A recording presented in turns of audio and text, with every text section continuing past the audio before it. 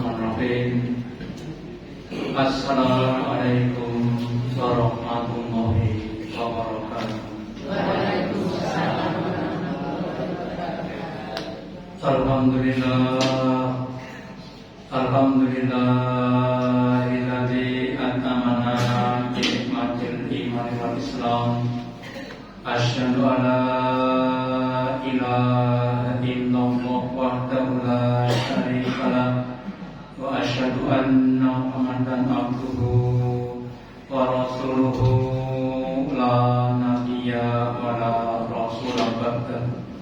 Allahumma shalli ala Muhammad wa ala ali Muhammad kama shallaita ala ali Ibrahim innaka Hamidum Majid wa barik ala Muhammad wa ala ali Muhammad kama barakta ala ali Ibrahim innaka Hamidum Majid. Qala Allahu ta'ala fi kitabil karim. A'udzu billahi minasyaitonir rajim. Ya ayyuhalladzina amanu ittaqullaha haqqa tuqatih wa la tamutunna illa wa antum muslimun.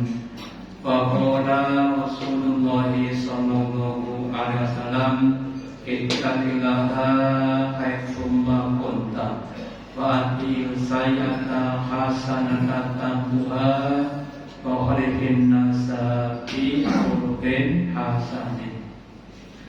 Bapak Ibu yang dirahmati Allah Ta'ala, yang pertama dan utama, marilah kita selalu meningkatkan, menambahi kesyukuran kita, keimanan dan ketakwaan kita kepada Allah Ta'ala dengan menjalankan perintah-perintahnya dan menjauhi larangan-larangannya. Juga pentingnya kita takwa di setiap tempat, di setiap waktu. Nabi bersabda, ittaqillaha haitsu ma kunta. Bertakwalah kalian kepada Allah di mana saja Anda berada. Entah itu di masjid, di rumah, di pasar, atau di tempat-tempat yang lainnya. Dan kalau kita yang namanya manusia sok-sok yang berbuat salah, sok berbuat dosa, wa atil sayyata hasanata tambuha. Kalau kalian berbuat salah, berbuat dosa, maka ikutilah, tutuplah dengan perbuatan-perbuatan yang baik, apakah itu istighfar, apakah itu atau yang lainnya. Karena itu akan menutupnya. Wa khalifin nasa bi khuluqin hasanin. Dan pergaulah orang lain, apakah itu keluarga kamu, tetangga kamu, teman-teman kamu, bi khuluqin hasanin, dengan akhlak yang baik, dengan ucapan, dengan perbuatan, dengan penghormatan orang yang baik. Dan dengan kita berakhlak baik, insya Allah nanti kita akan semakin banyak pahalanya. Bapak Ibu yang dirahmati Allah, salah satu amal utama dalam ibadah Islam adalah sholat. Sholat adalah agama, adalah amalan yang akan dihisab pertama kali dan menjadi penentu nasib di hadapan Allah. Maka kualitas sholat kita harus ditingkatkan supaya menjadi sholat yang berkualitas tinggi. Dalam kehidupan kita, dalam berbagai macam barang dan jasa, kita biasanya menginginkan barang dan jasa yang berkualitas tinggi. Sebagai contohnya, umpamanya kita beli buah-buahan, beli jeruk, nopo beli salak, kita maksudnya di jeruk pengen sing kecil nopo sing lagi, pengen sing lagi, pengen sing gede, pengen sing itu lah jenenge kualitas. Nggih enten rego enten opo, ana rego ana opo. Nek regane murah rupane nek pengen rupa sing apik nggih wani bayar larang. Demikian juga kita beribadah. Kalau kita ibadah, kita entah sholat kita, puasa kita, zikir kita, baca Quran kita ingin ditarif dengan tarif yang tinggi, maka kita harus meningkatkan kualitas sholat kita, kualitas bacaan Quran kita dan sebagainya. Dan terus bagaimana caranya? Hal-hal apa saja yang berhubungan dengan kualitas sholat kita. Maka dalam pertemuan awal ini akan kita bahas beberapa perkara, hal-hal yang dapat menjadikan kualitas sholat kita menjadi lebih baik. Kita awali dulu dari yang namanya manfaat sholat yang baik. Ya, kalau kita punya uangnya kok ratusan ribu, nanti banyak dapat digunakan untuk membuat atau membeli barang-barang. Tapi kalau uangnya cuma 1.000, ya, aja buat bakso itu ya. Godin saya buat bakso orang paling modal. Kita, kalau kita punya uang 100.000 beli bakso ya berani. Manfaat sholat yang baik. Dalam sebuah ayat di surat Al-Ankabut Allah katakan, "Utlu ma'u yahilaika minal kitab." Wahai Muhammad, Allah, bacakanlah, terangkanlah apa-apa yang telah diwahyukan Allah kepadamu, kepada manusia. Kemudian yang kedua, buat aqimi sholat, dan tegakkanlah, dirikanlah, kerjakanlah sholat dengan syarat-syaratnya, dengan rukun-rukunnya. Dan sholat yang memenuhi syarat dan rukun itu, inna sholata tanha 'anil fahsya'i wal munkar. Sholat yang berkualitas baik itu dapat mencegah pelakunya, orang yang sholat tadi, dari perbuatan yang kecil dan perbuatan yang mungkar, perbuatan yang jember, perbuatan yang salah, perbuatan yang tidak pantas dia nggak akan mau melakukan, dan perbuatan yang mungkar yang diingkari. Kenapa? Karena akan menimbulkan berbagai macam keburukan. Dan sholat yang benar adalah wala dzikrullahi akbar. Sholat yang itu adalah merupakan bentuk ingat kepada Allah yang paling besar, yang paling sempurna. Nah, orang itu kalau ingat kepada Allah, maka hatinya akan damai, akan tentram. Ala bidzikrillahi tatma'innul qulub. Ketahuilah bahwa ingat kepada Allah itu dapat menenteramkan hati. Jadi kalau Nabi itu kalau pas hatinya sedang sedih, sedang gundah gulana, kemudian beliau menunaikan sholat, habis sholat hanya semakin menjadi tentram damai. Ya, kalau kita bahas sholat akhirnya tentram maupun malah mangkel. Kita ketika hatinya sedih, kenapa? Karena nggak punya uang. Nah, kemudian kita sholat Allahu Akbar, baca Fatihah, ada yang iyyaka na'budu wa iyyaka nasta'in. Hanya kepada Allah kami beribadah dan hanya kepada kami minta pertolongan. Terus kita minta tolong apa? Dilancarkan rezekinya. Kalau nggak lancar rezekinya, diberi kesabaran. Ya, ketika kita membaca bacaan sujud atau rukuk, subhanaka Allahumma rabbana wa bihamdika Allahumma ighfir. Seberapa dosa-dosa kita itu sedikit banyak akan dapat menghalangi rezeki kita.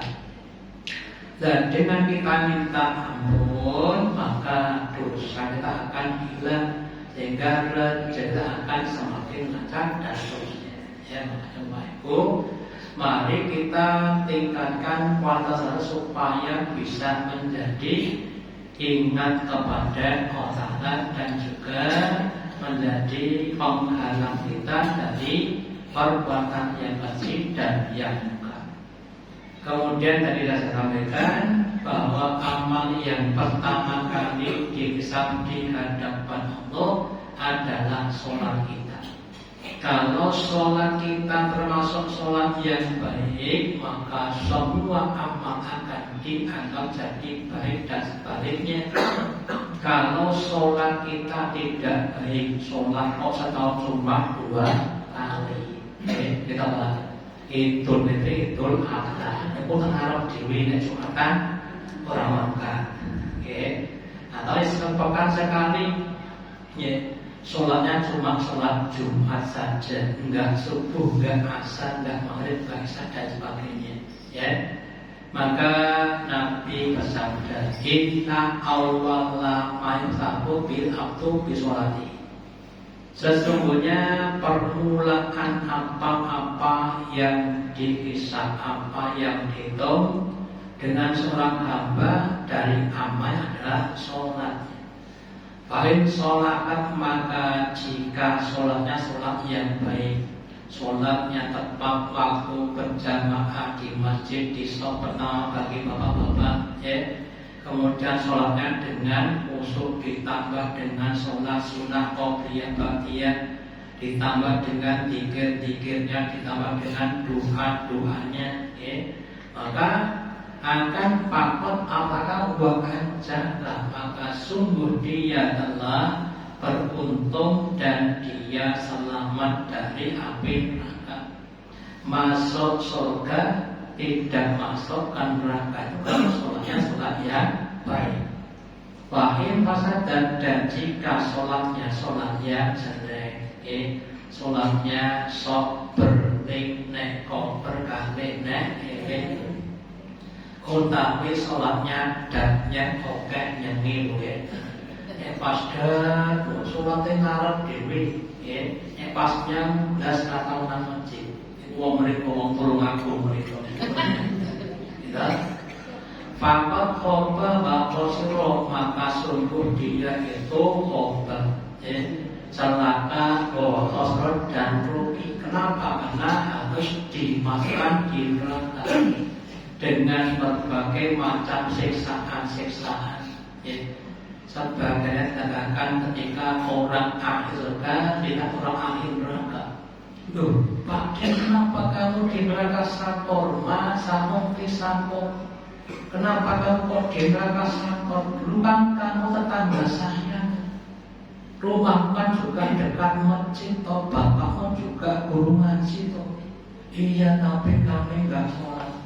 Kalau anakmu namun sholat, kami nggak orang-orang yang sholat. Jadi orang-orang yang sholatnya itu akan dimasukkan di neraka sakor. Apa artinya sakor? Sakor artinya la tungki wa la tanda, suatu neraka yang tidak menyisakan dan tidak menunggu. Paribasan mau wong luwe telung dino boten maem terus diparingi soto sak mangkok siki. Lho Pak dipangan boten Pak? Sak mangkok nggih. Itu begitu sakor itu begitu buasnya neraka sakor itu Bapak Ibu. Itu tempatnya orang yang tidak sholat, tempatnya orang yang sholatnya tidak baik. Dan maka Bapak Ibu kita diberi pilihan. Luwe becik rekoso indahnya sholat daripada rekoso dan neraka. Lebih bagus kita itu membagus-baguskan sholat kita. Diusahakan di awal waktu, jangan di akhir waktu kalau bisa. Diusahakan berjamaah di masjid dengan langkah-langkah kita menghapus dosa dan sebagainya. Diusahakan untuk semakin khusyuk, gak usah tergesa-gesa. Diusahakan untuk semakin banyak membaca bacaan sholat, bacaan sujud dan rukuk untuk diperbanyak sebanyak-banyaknya. Karena itu akan menambah pahala kita. Ayat yang dibaca kalau tidak selamat tadi ahli berpendapat bacaan Quran itu satu huruf kalau nggak sholat, kalau nggak wudhu 10 kebaikan. Kalau nggak sholat, kalau nggak wudhu. Kalau wudhu 1 itu 50 kebaikan. Kalau sholat 1 itu 100 kebaikan. Itu kalau kita pas sholat. Jadi sama-sama satu huruf. Kalau di sholat itu banyak 100 kebaikan. Jadi kalau kita dibacakan yang panjang, maka ada semakin panjang. Maka kalau kita pas dibacakan panjang, seharusnya meskipun sedih bareng, karena belum tahu manfaatnya. Dikasih uang pemilik gue 1.000, 2.000, 5.000, 10.000, 20.000, 100, saya pilih saya pilih 100 nek parah. Nek boleh saya ngomongin parah, boleh saya sedih banget. Namanya belum beriman, belum kuat. Karena salah satu ciri orang beriman adalah yu'minuna bil ghaib. Dia beriman terhadap barang yang gaib, yang belum tampak. Percaya kali barang sing nyonton kabeh wong saged. Kita percaya kali barang sing nyonton sudah nyata lodit 1.000 percaya gampang. Tapi percaya dengan barang yang belum tampak itu tidak setiap orang bisa.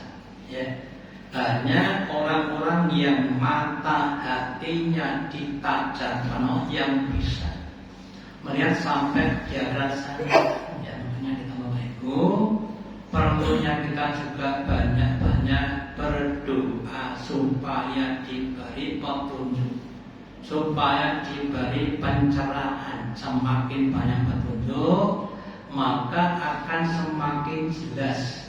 Kalau jatuh yang kecil itu yang sama tak tampak jadi tampak. Madosito, kita domilan. Lampunya di makbat, kita ketemu di makbat lagi domilan, kita ketemu. Tapi kalau banyak 20 buat 40 tangan ketemu. Demikian Bapak Ibu. Kalau orang itu maaf saja betulnya baru 10 buat, maka kadang-kadang yang tampak cuma yang besar-besar, yang nanti nggak tampak, yang sudah nggak tampak, nanti kalau tampak, petunjuknya semakin jelas maka nanti akan semakin tampak. Dengan kita memperbaiki sholat kita, semoga besok ketika kita dihisab kemudian kita langsung menjadi orang yang aflaha wa anjaha. Bukan jadi orang yang khofa wa khosiko. Kemudian sholat adalah amal yang waktunya ditetapkan, bukan sembarang waktu, tapi waktunya ditetapkan. Di dalam surat An-Nisa, surat yang keempat, ayat yang ke-103, Allah berfirman, Fa'idha qadu sholata, maka jika kamu selesai menunaikan sholat, jangan langsung pergi tapi fakulohan. Maka inilah kepala, entah itu dengan keadaan kiaman pakundan, entah dalam keadaan berdiri atau duduk, wala sedang atas lembeng atau lahu bimana. Dalam segala keadaan kamu harus ingat kepada Allah. Kenapa bisa begitu? Karena Bapak Ibu, orang yang ingat kepada Allah tidak mampu digoda oleh setan. Jadi semakin banyak ingat, maka setan nggak mampu menggoda kita. Sebaliknya, kalau orang itu tidak ingat kepada Allah, maka akan mudah digoda setan.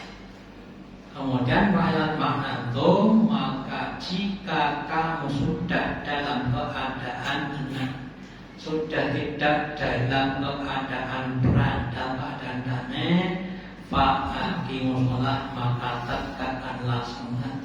Sholatnya ditegakkan dengan sebaik-baiknya, termasuk waktu-waktunya.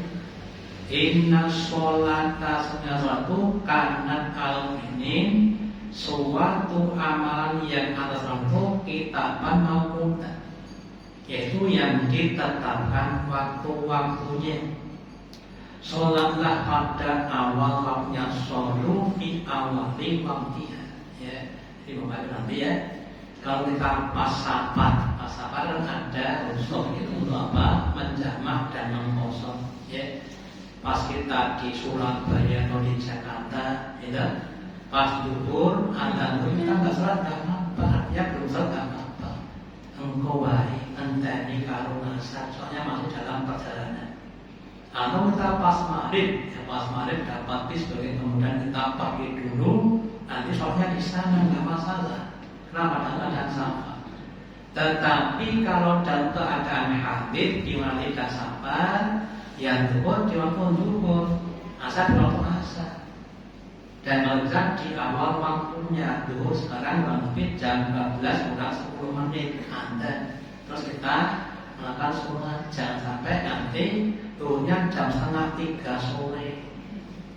Kan orang pompo ini kurang untung, gitu Pak.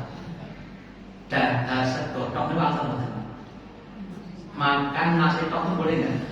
Ini jangan kurang. Gitu. Makan segotok orang pompo. Ini mau saya segotok mungkin, mau segotok kendel, nanti konco. Gitu. Dan juga begitu amal itu jangan yang sederhana, kalau kita sebaik-baiknya. Makan kalau saya 5 sempurna, jangan cuma nasi sama sayur doang ya 5 sempurna. Sholat juga begitu, ya. Jadi Bapak Ibu, jadi sholat itu kalau bisa ditentukan waktunya. Terus ada intelektual, ya, ada seorang pintar, dia membuat suatu penelitian. Kenapa kok umat Islam itu disuruh sholat 5 waktu dan ditetapkan waktunya? Ternyata di waktu-waktu Bapak Ibu, energi alam itu sedang kuat-kuatnya. Contohnya, sholat subuh itu diawali dari terbitnya matahari sampai terbitnya matahari. Di waktu pagi itu alam semesta dalam keadaan menghasilkan oksigen yang paling maksimal. Ya, ketika kita subuhnya pagi itu akan menghirup oksigen yang sangat banyak. Ya, dia akan menjadikan otak kita semakin encer. Otak itu makannya 3 nih, makannya 3 otak itu. 1 informasi, yang kedua adalah nutrisi, yang ketiga adalah ilmu. Ya, oksigen. Ya. Jadi kalau kita punya banyak oksigen, otak kita akan semakin lancar. Sebenarnya kalau kurang oksigen, ya nanti mental kita tidak lancar. Itu yang pertama. Sholat zuhur juga begitu, asar juga begitu. Sehingga ada orang non-Islam sampai masuk Islam gara-gara meneliti waktu sholat. Kita sejak masuk Islam tapi belum tahu. Ya, makanya nanti Bapak Ibu, semakin mendekati akhir zaman, nilai-nilai itu akan semakin terbuka, semakin tahu manfaat nilai Islam, termasuk sholat ini. Sehingga Bapak Ibu, kalau itu sholatnya di awal waktu, maka energi alam itu akan bersama dengan energi kita. Hingga kita akan semakin kuat.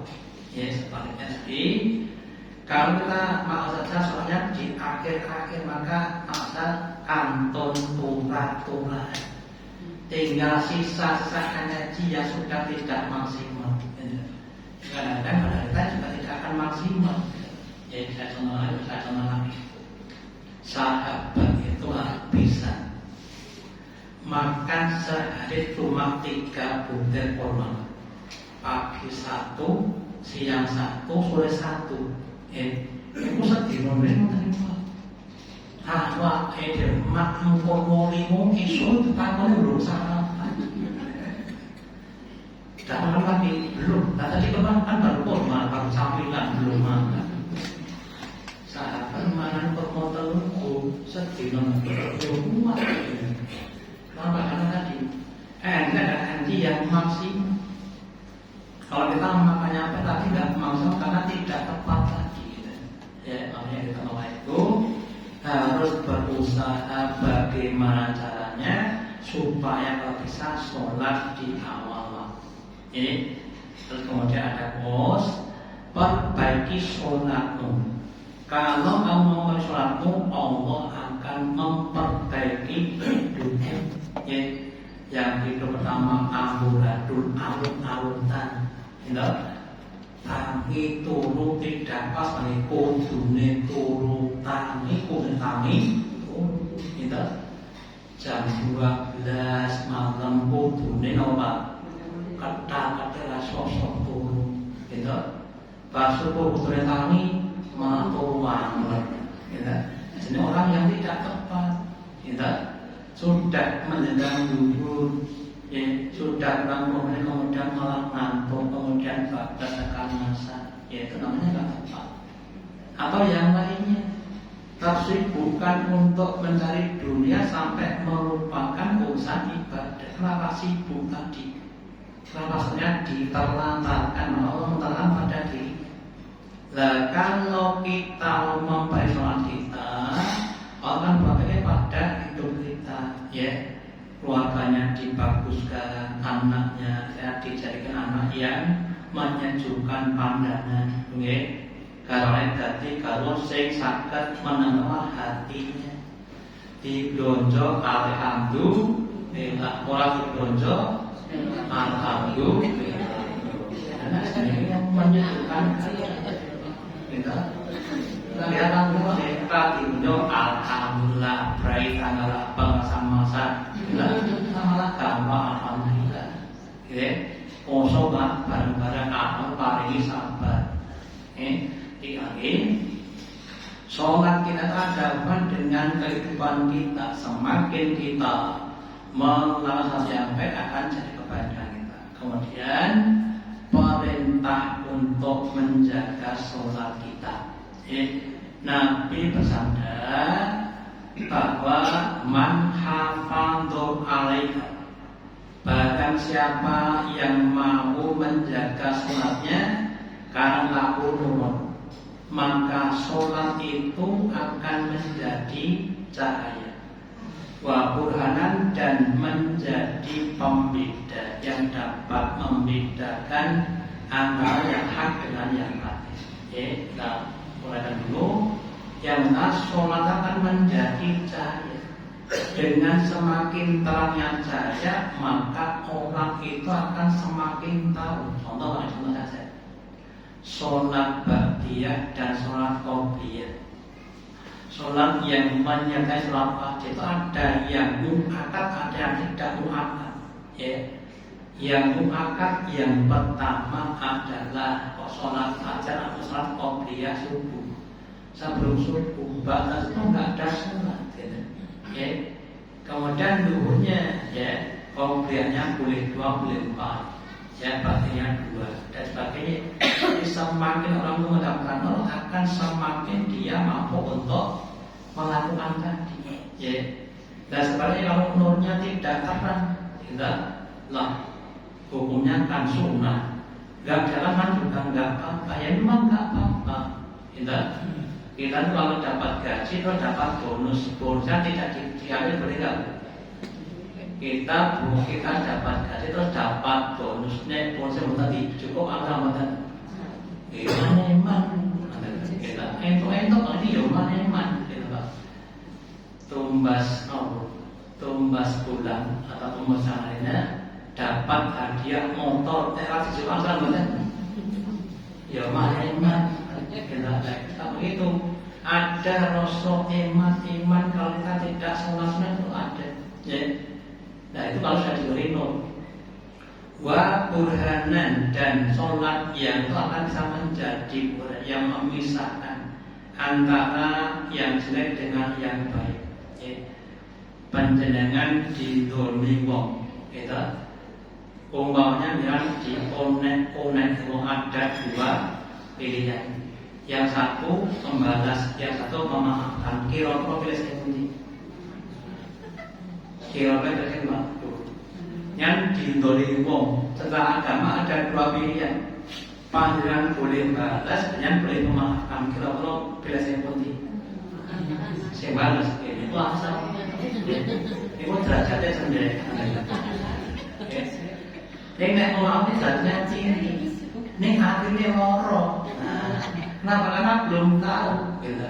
Belum tahu orang yang didolimi, ya. Orang yang didolimi itu besok akan diberi pahala oleh orang yang mendolimi, gitu. Ya. Ada orang namanya si A, punya utang sama si B 1 juta ditagih, gitu. Lihat besok ya bulan depan, ya.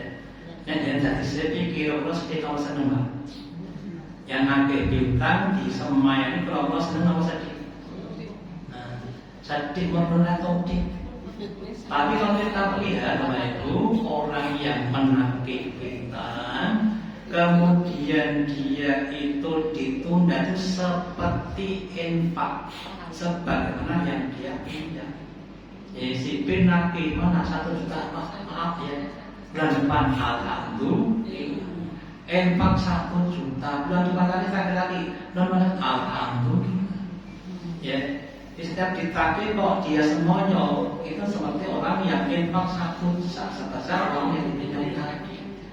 Doni punya atau sebenarnya kalau tahu kami, ya, banyak orang di salah orang masalah, cuma tentang desa, tidak ada sana, ya. Om diutang, om memplang itu bisa yang kalau saya diutang itu uang, ya. Warna jatuh yang mana dan sholat yang terjaga itu bisa menjadikan penyelamat besok pada hari kiamat. Sebabnya wa man lam hafid alaiha, barang siapa yang tidak menjaga sholat, ya, maka tidak ada cahaya baginya. Gitu. Pas oglangan petang-petang wong niku terus mlaku biasane nabrak-nabrak. Orang yang hatinya gelap niku terus senengane nabrak-nabrak. Rasa golek halal, golek haram akan golek halal. Mergo nikmat apa artinya gelap, ya. Nggak bisa membedakan antara yang baik dengan yang buruk, ya. Dan dia tidak akan selamat besok hari kiamat kalau sholatnya tidak terjaga. Dan di hari kiamat akan dibangkitkan bersama Fir'aun dan Haman dan Ubay bin Khalaf. Dibangkitkan bersama orang-orang kafir, orang-orang yang akan dimasukkan di neraka. Itu nek wong sing nglakoni ndonga salat, soalnya tidak terjaga. Ya. Nah, Bapak Ibu, sholat harus kita penting-pentingkan, kita akan benar supaya kita bisa dengan sebaik-baiknya. Waktunya, kekhusyukannya, tumakninahnya, keikhlasannya, kesabarannya, ya. Orang dan komat piye to imam itu belum teko dintani pula kalau teko gitu. Ya alhamdulillah ya, dan sholat telepon dihitung. Orang yang menunggu sholat itu sudah dihitung sholat. Nah, nek kesuwen iki usah deko buntuan. Anggap ada namanya kesabaran, gitu. Sahabat itu kan nunggu Nabi sholat Isya itu sampai tidur 3 kali. Nunggu deh, kemudian sampai kantor-kantor sampai tidur. Kemudian bangun Nabi belum datang, nunggu lagi, ngantuk lagi, tidur lagi, bangun lagi sampai 3 kali baru Nabi datang. Dan nanti ini imamnya ganti baik, ganti imam baik. Nabi satu itu memuji kesabaran sahabat-sahabatnya. Makanya kita banyak belajar, kita ada kebaikan pada yang banyak. Kalau kita tidak memanfaatkan jadi rugi kita. Ya, makanya mari kita semuanya waktu-waktu di antara adzan dan qomat itu waktu-waktu yang istijabah, waktu yang banyak ijabahnya, digunakan untuk zikir atau untuk yang lainnya. Ya, supaya kita tambah pahalanya. Berdoa silakan, yaitu waktu yang ijabah, jangan kok yang lainnya. Ya, Assalamualaikum Ibu. Dengan semakin meningkatkan sholat kita, kemudian Allah akan semakin menjadikan kita semakin dekat, memudahkan semua urusan dunia kita sampai besok di akhirat. Kita akan menjadikan kita sebagai amal yang bisa menyelamatkan kita besok hari kiamat masuk dalam surga. Ya.